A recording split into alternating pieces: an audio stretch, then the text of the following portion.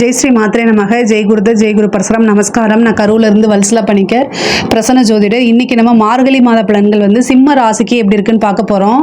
பொதுவாகவே சிம்ம ராசிக்கு இந்த மாதம் ரொம்ப அதிர்ஷ்டகரமான மாதம் தான் நான் சொல்லுவேன். உங்களுடைய ராசி அதிபதி சூரியன் 5ஆம் இடத்துக்கு வராரு. 5ஆம் இடம் எது அப்படின்னா லக்ஷ்மியோடைய ஸ்தானம். 5ஆம் இடத்துல முழு அதிர்ஷ்டமும் அங்கே தான் இருக்குது. ஸோ அதனால் நீண்ட நாளாக ஒரு விஷயத்துக்காக காத்துட்ருக்கீங்க, ரொம்ப நாளாக எதிர்பார்த்துட்ருக்கீங்க அப்படின்னா அந்த விஷயம் இந்த மாதம் தானாக தேடி வரக்கூடிய மாதமாக தான் இது இருக்குது. இது பொதுவாகவே உங்களுக்கு ரொம்ப ரொம்ப அதிர்ஷ்டம் கொடுக்கக்கூடிய மாதமாக தான் இது இருக்குது. 10க்குடைய சுக்கிரன் உங்களுக்கு 6ஆம் இடத்துல இருக்கார் இந்த மாதம். நீங்கள் வருமானம் பல வகையிலிருந்து உங்களுக்கு வரக்கூடிய காலகட்டம். சனியோடைய பார்வை உங்களுடைய ராசிக்கு இருக்குது. இது ஒன்று தான் மைனஸு.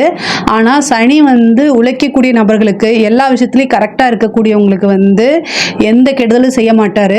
பொதுவாகவே ஒரு 7.5 சனினாலும் சரிங்க, அதே மாதிரி அஷ்டமத்து சனினாலும் சரி, கண்ட சனினாலும் சரி, சிம்ம ராசிக்கு பெரிய லெவலில் பாதிப்பு வராது.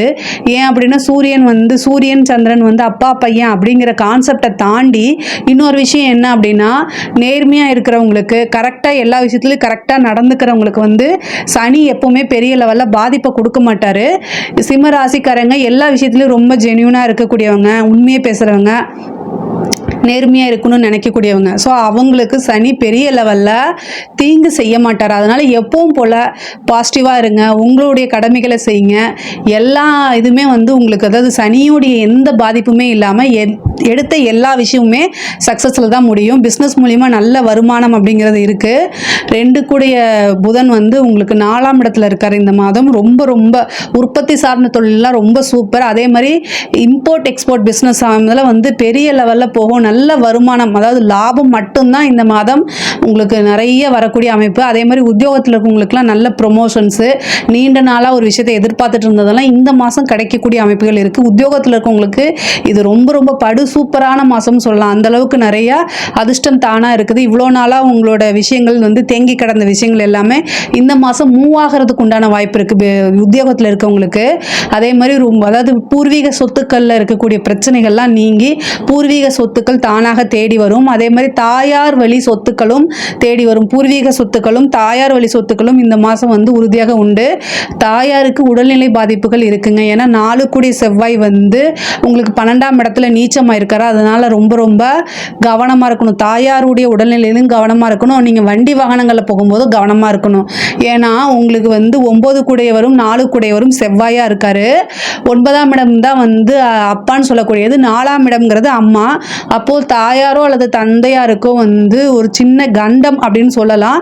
நீங்கள் பயப்பட வேண்டாம். முருகன் வழிபாடு செவ்வாய்க்கிழமை காலையில் 6 to 7 முருகனுடைய வழிபாடு பண்ணுங்க. எதுக்காக சொல்கிறேன் அப்படின்னா, செவ்வாய் 12ஆம் இடத்துல நீச்சமாகி அவர் 8ஆம் பார்வையை சனியை பார்த்துறாரு. அது மட்டும் இல்லாமல் உங்களுக்கு சுக்கிரனுடைய பார்வையும் கிடைக்கிது.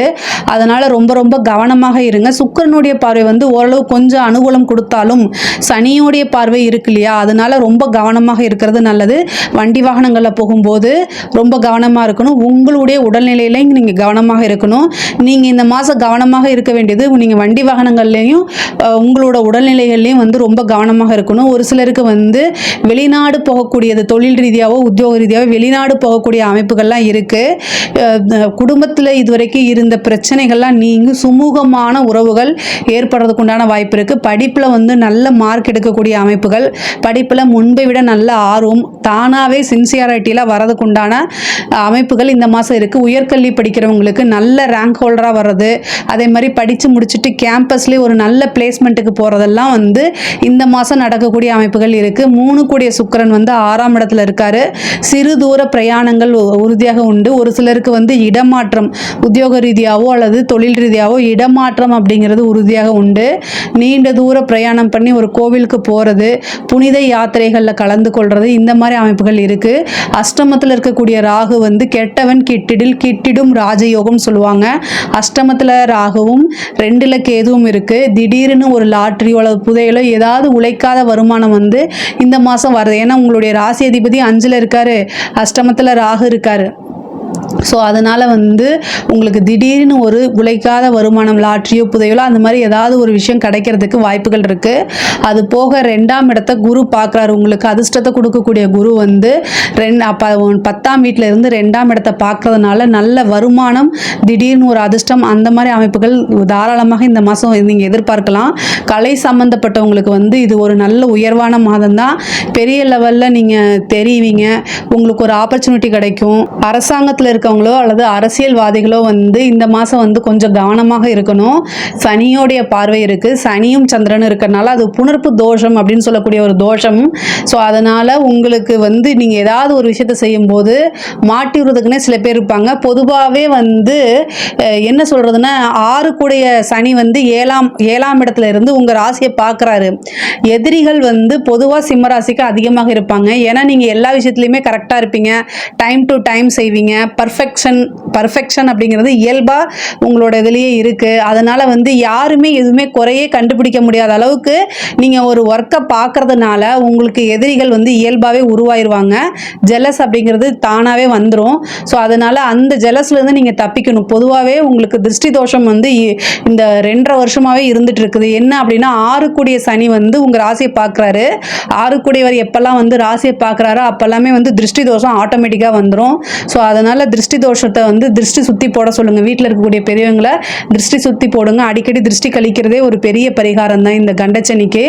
இந்த இது வந்து ஆஞ்சநேய வழிபாடு பண்ணுங்கள். இந்த எதிரிகள் தொந்தரவுலேருந்து நீங்கள் தப்பிக்கணும் அப்படின்னா வீர ஆஞ்சநேயர் வழிபாடு கம்பல்சரி சனிக்கிழமை ஈவினிங் சூரியன் அஸ்தமனம் ஆனதுக்கப்புறம் பண்ணுங்கள். அது வந்து உங்களுக்கு பெரிய லெவலில் ஹெல்ப் பண்ணும் இந்த கண்டச்சனியிலேருந்து உங்களுக்கு தப்பிக்கிறதுக்கு. அதுதான் வந்து அந்த வழிபாடு மட்டும்தான் உங்களுக்கு உதவி செய்யும். அரசாங்கத்தில் இருக்கவங்களுக்குலாம் மற்றபடி எல்லா விஷயத்துலையும் இன்கம் அப்படிங்கிறதுல ரொம்ப நல்லது. அரசாங்கம், அரசியல் துறை சம்மந்தப்பட்டவங்க எல்லாத்துக்குமே இன்கம் அப்படிங்கிறது நல்லா இருக்குது. ஹெல்த் சம்மந்தப்பட்ட விஷயங்களில் கவனமாக இருந்துட்டாலே இந்த மாதம் வந்து ஒரு சிறப்பான மாதமாக தான் சிம்ம ராசிக்கு இருக்கும். இதில் ஏதாவது சந்தேகங்கள் இருக்குது அப்படின்னா கமெண்ட்ஸில் கேளுங்க, நான் கண்டிப்பாக ஆன்சர் பண்ணுறேன். நம்மளுடைய சேனலை லைக் பண்ணுங்கள், ஷேர் பண்ணுங்கள், சப்ஸ்கிரைப் பண்ணுங்கள். நன்றி, வணக்கம்.